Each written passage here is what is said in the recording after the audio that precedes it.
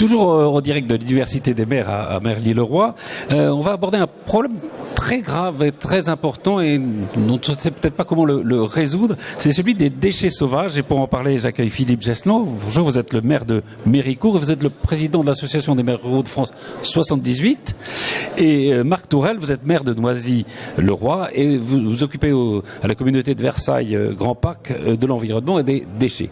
Alors je disais un problème grave, je crois qu'en France on peut donner quelques chiffres, 80 000 tonnes de déchets sauvages sont jetés chaque année, c'est-à-dire qu'ils ne vont pas dans les quelques 4700 déchetteries qui sont là pour les accueillir.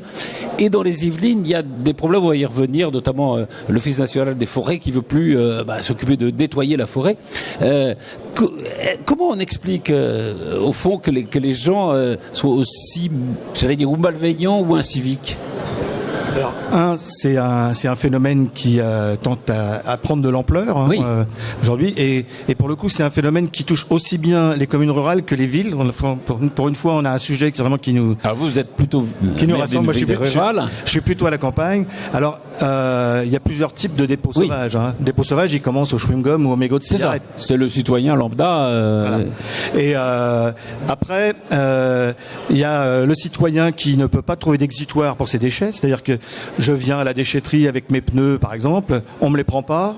Qu'est-ce que j'en fais ? Je les remets pas dans mon sous-sol. Le gars, il va les mettre dans la nature. C'est un exemple.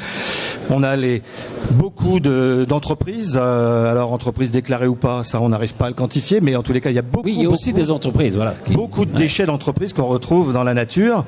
Là, c'est un vrai sujet. Il n'y a pas de déchetterie pro digne de ce nom.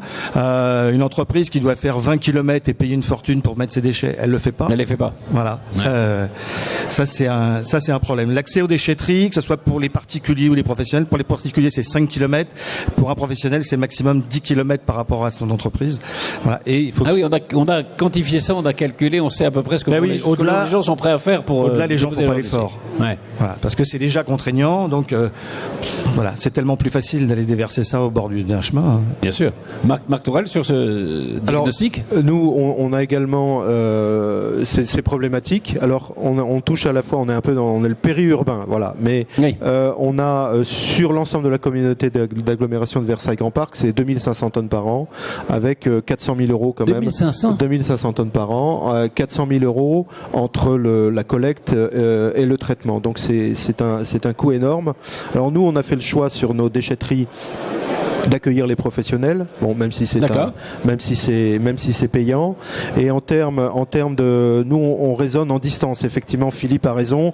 Pour nous, plus de 15 minutes pour une déchetterie, c'est mort. Ouais. C'est mort. Donc on travaille aussi. Nous, on n'a qu'une seule déchetterie. On travaille sur un projet. On va en ouvrir une autre sur le périmètre de Versailles Grand Parc et un autre projet. Mais c'est bien là, on est au cœur d'une éventuelle solution, c'est de proposer des choses.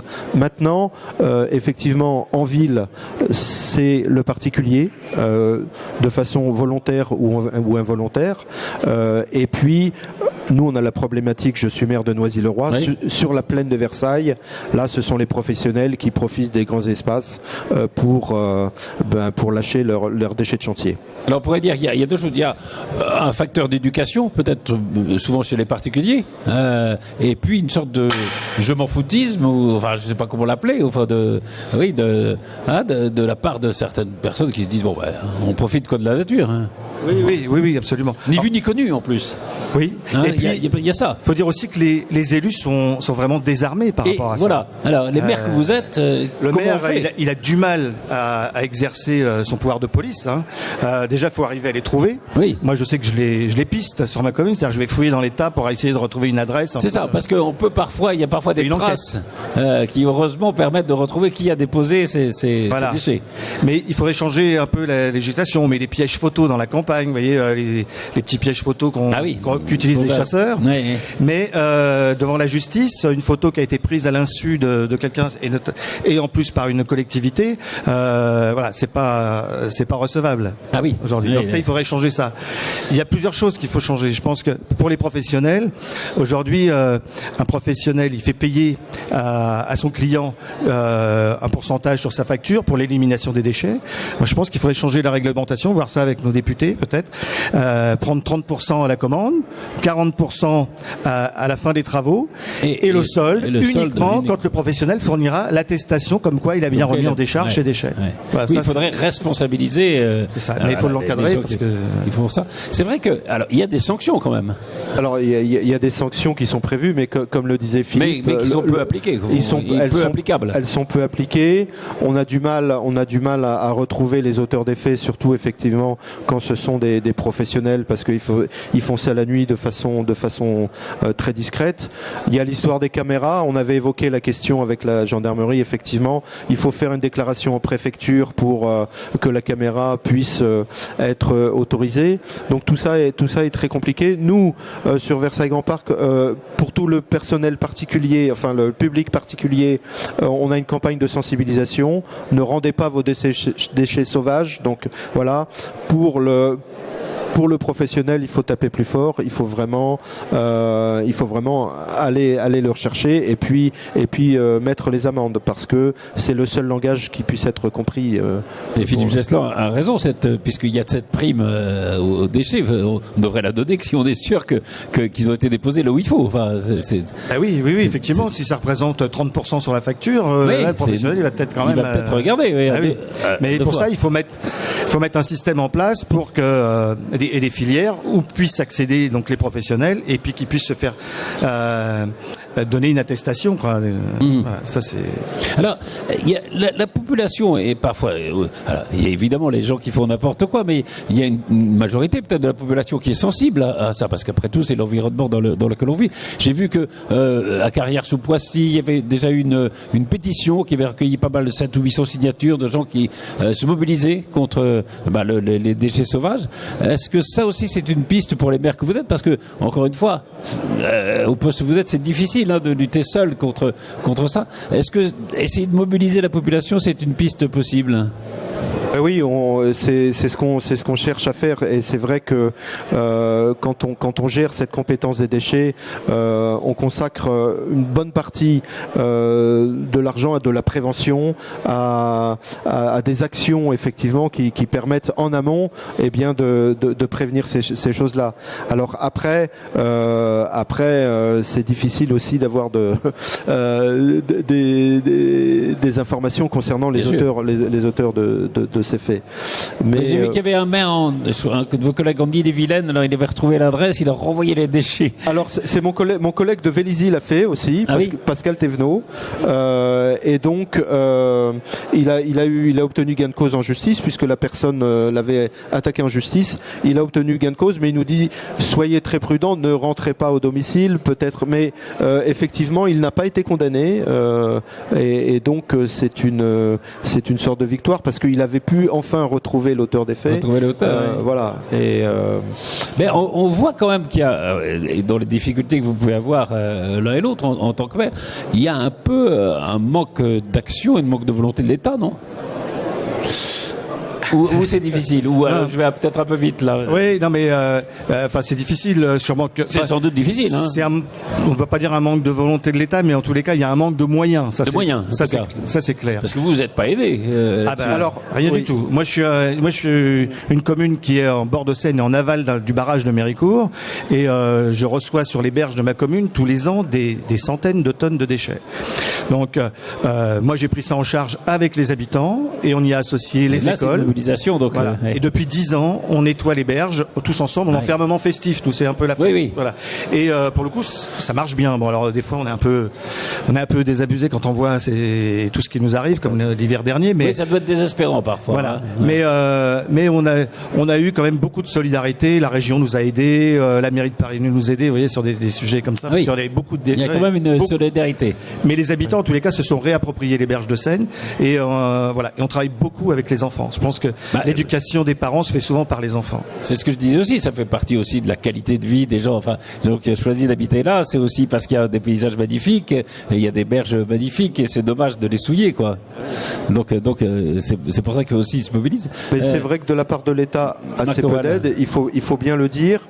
Pour autant, on doit saluer l'action de la région, effectivement, qui a mis en place, il y a un fonds propreté, qui nous a permis, qui va nous permettre de faire un aménagement en bordure de la plaine pour empêcher que, si vous voulez, pour mettre des barrières, des caméras et des choses comme ça. Donc il y a un petit peu d'aide de la région, mais c'est difficile, c'est dans le cadre de nos compétences, dans le cadre de notre pouvoir de police du maire, c'est pas simple. C'est pas simple.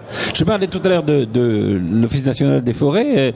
Il y a des déchets qui sont déposés dans la forêt de Saint-Germain et l'Office, donc c'est l'État un peu, dit nous on peut plus rien faire. Quoi. Ils ont baissé les bras. On a reçu effectivement un courrier, tu as dû le recevoir aussi Philippe, avant les vacances, nous indiquant que le budget consacré au dépôt sauvage étant épuisé, il n'allait plus d'ici la fin de l'année continuer à collecter. Voilà. Ouais. Donc ça c'est un vrai problème. C'est un vrai problème parce que je parlais de la plaine, mais la forêt également est très impactée.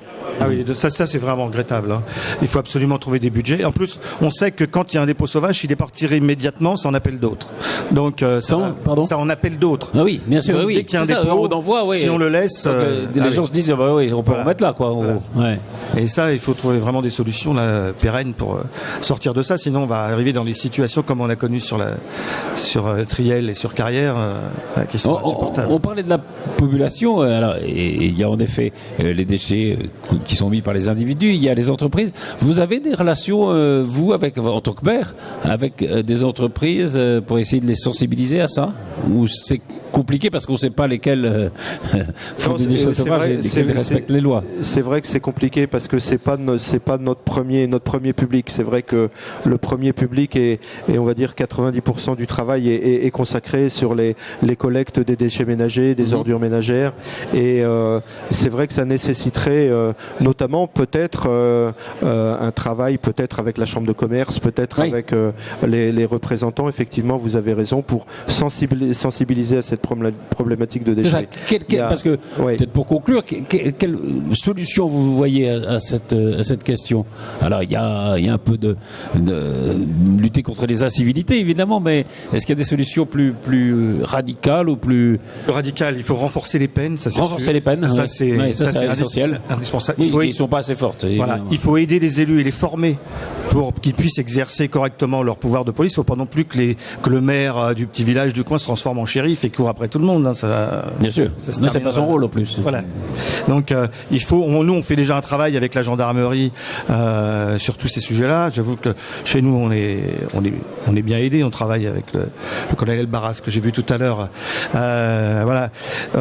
On est aidé par les gendarmes, mais ils font ce qu'ils peuvent. Quoi. Ils sont comme nous. S'ils viennent, ils peuvent que constater que les déchets. Voilà, oui, on est les bras baissés parce que c'est compliqué. Alors, si on prend pas les gens sur le fait. Moi, je pense qu'il faut changer les règles, comme je le disais tout à l'heure, par rapport aux facturations des entreprises. Oui, c'est une très bonne piste. Voilà, il faut augmenter le nombre de déchetteries professionnelles. Il faut qu'ils puissent accéder, quitte à changer nos déchetteries qui accueillent aujourd'hui que les particuliers. Mais vous voyez, un particulier qui rénove sa maison, il vient avec une camionnette dans une déchetterie, on le compare à un professionnel et on l'accepte pas. Ah oui. Voilà. Alors qu'est-ce qu'il fait, le gars, une fois qu'il y a des règlements peut-être à assouplir. Voilà. Le gars qui bosse, imaginez, le gais il bosse que le week-end sur sa maison. Non, il met ça n'importe où. La camionnette elle est pleine, on refuse qu'il la mette à la déchetterie, il faut foutre ça. Si je peux pas le mettre là, hop, je le mets n'importe où. Donc ça, il faut changer ces règles-là. Qu'on ait des filières de recyclage. Quand quelqu'un vient avec des plaques de fibrociment dans une déchetterie, il faut pas qu'on lui dise, monsieur, on vous les prend pas. Il faut qu'on lui trouve la solution. Et ça, on voit ça trop souvent. Il faut faciliter aussi la solution. Voilà. Et il faut que quand même que les élus, moi je fais partie d'une communauté urbaine sur GPSEO. Historiquement, on était une petite communauté d'agglomération de 100 000 habitants et on est sur le territoire complètement à l'ouest. Et intelligemment, le président de l'époque avait fait une convention pour que les 3-4 communes qui étaient à l'ouest aillent accéder à la déchetterie de la communauté de communes voisines. Oui. Là, je viens d'apprendre que les deux communautés de communes ne sont plus d'accord, ce qui fait qu'on n'a plus de déchetterie. Mes habitants n'iront jamais faire 15 km, en plus traverser Mantes-la-Jolie. Donc c'est facilité. Voilà, il faut qu'on s'arrête, mais faciliter un peu la vie des citoyens. Donc ça, il faut un peu de bon sens. Et puis changer peut-être les règlements. Merci infiniment Marc Tourelle, merci infiniment Philippe Gesselin. Et voilà, puis on peut dire aux gens, soyez un peu plus civiques, quoi. Voilà, c'est ça. Merci beaucoup. Merci.